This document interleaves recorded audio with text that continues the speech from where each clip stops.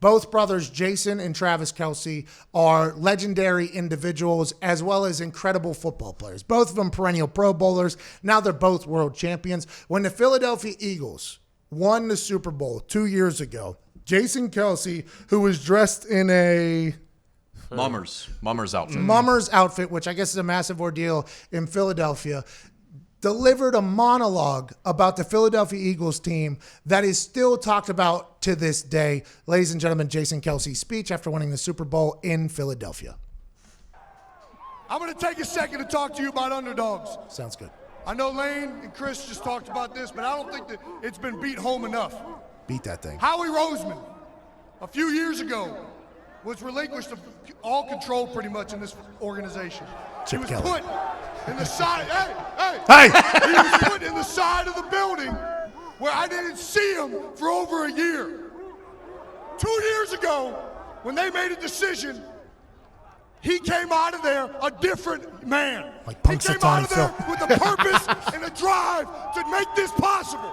And I saw a different Howie Roseman, an underdog. Doug Peterson. When Doug Peterson was hired, he was rated as the worst coaching hire by a lot of freaking analysts out there in the media. This next part's my favorite. This past offseason, some clown named Mike Lombardi told him that he was the least qualified head coach in the NFL. Friend of the show, Mike Lombardi. I saw a driven Doug Peterson, a man who went for it on 4th and down. Went for it on 4th and down in the Super Bowl with the trick play. He wasn't playing just to go mediocre. No. He's playing for a Super Bowl. You're damn right. You're damn right, Jason. And it don't stop with him. Nope. It does not stop with him.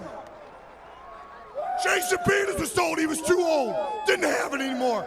Before he got hurt, he was the best freaking tackle in the NFL. And he was told he didn't have it. Stephen Wisniewski ain't good enough. Jason Kelce's too small. Lane Johnson can't lay off the juice. Brandon Brooks Carson Wentz didn't go to a Division I school. Nick Foles don't got it. Warren Clement's too slow. LeGarrette Blount ain't got it anymore. Jay and John can't stay healthy. Roy Smith can't catch. Nelson Aguilar can't catch. Unlike Aguilar. Zach Ertz can't block. Brett Selleck's too old. Brandon Graham was drafted too high. What? Vinny Curry ain't got it. What? Bo Allen can't fit the scheme. What? Evans can't fit the scheme. Nigel Bradham can't catch. Jalen Mills can't cover. Patrick Robinson can't cover. It's the whole team.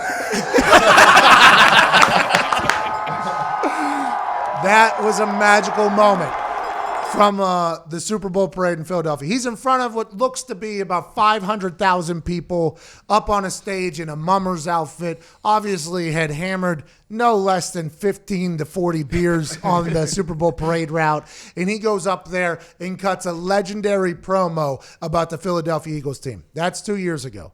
Now fast forward.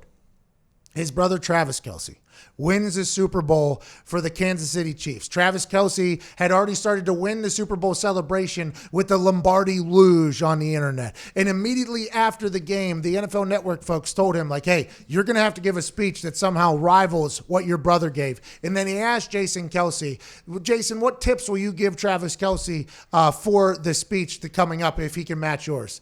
And Jason said, this is my brother.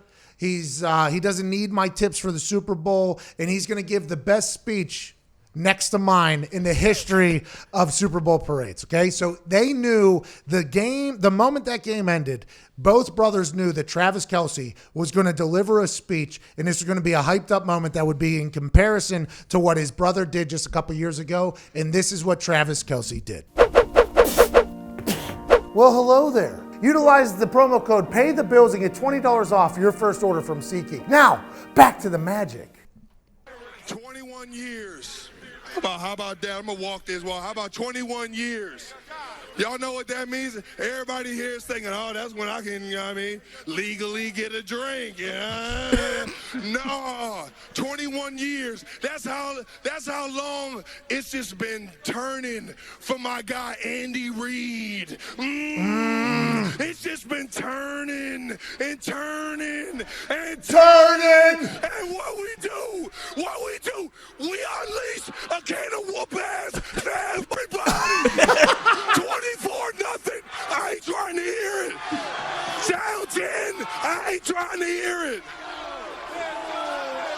Fourth quarter, 6 and whatever left on the clock. Down 10.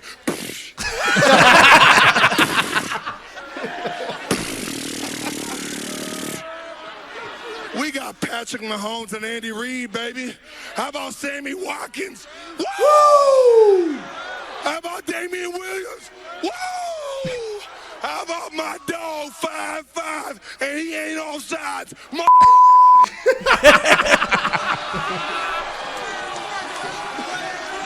What's good? Okay. So now we have to ask the question. Was Travis Kelce's promo better than Jason Kelce's promo? Now, this has to be mentioned.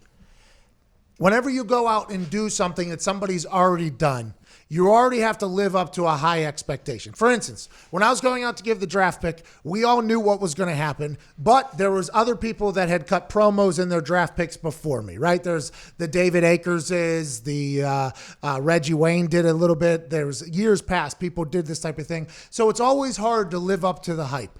If you had to bet or vote who had a better promo, Travis or Jason. Now, granted, Travis took a shot at somebody.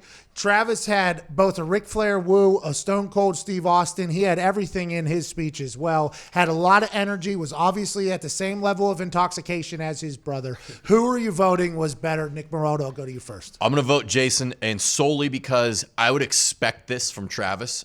We know him as a personality. He's loud. He's outgoing. I didn't know Jason Kelce well enough to expect that from him. Okay, Ty?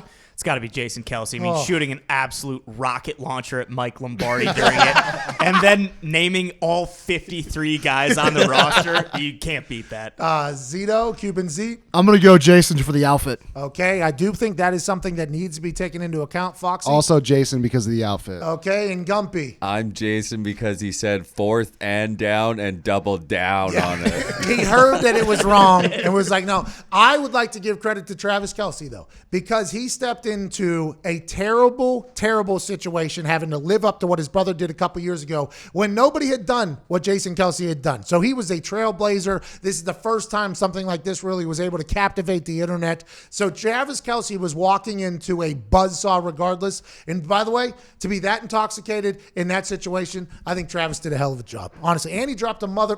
in the middle of Kansas City, Missouri, which also happened to have a high-speed chase happen at the beginning. That parade started with a high-speed chase, like straight out of GTA, and it ended with Travis Kelce dropping an MFer on every single news station in the surrounding area. I think that was one of the best parades in the history of the Super Bowl.